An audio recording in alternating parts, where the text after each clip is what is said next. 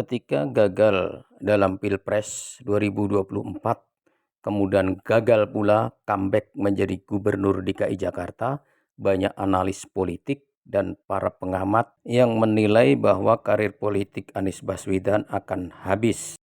Namun nyatanya yang terjadi adalah sebaliknya. Anies Baswedan tetap saja memiliki penggemar fanatik. Anies Baswedan tetap saja dicintai oleh para penggemarnya. Dan makin ke sini para penggemarnya itu semakin meluas. Anies Baswedan tidak saja diidolakan oleh anak-anak muda terpelajar dan kaum muslim.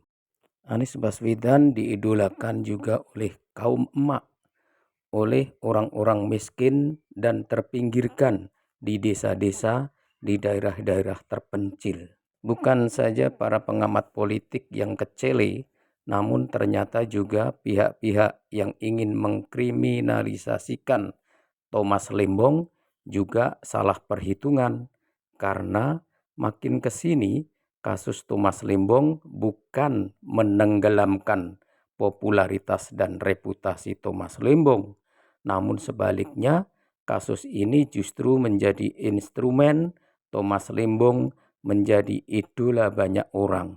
Thomas Lembong namanya tidak tenggelam, namun justru menjadi idola baru. Dia mendapatkan banyak simpati gara-gara kasus ini.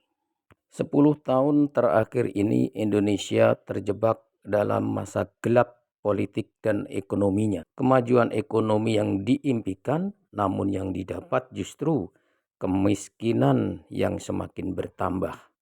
Kerusakan lingkungan akibat tambang yang liar dan brutal. Politik Indonesia ditandai dengan rusaknya hukum, etik, dan moralitas. Semakin banyak orang Indonesia yang tersadar akan kenyataan pahit itu. 10 tahun terakhir, publik Indonesia tidak menemukan kepemimpinan politik dan ekonomi yang bisa memastikan kemajuan Indonesia tanpa harus merusak lingkungan, tanpa harus memecah belah bangsa, merusak hukum, sistem nilai, etik, dan moralitas. Dan kekosongan itu sedikit banyak mereka dapatkan dari sosok Anies Baswedan dan Thomas Lembong.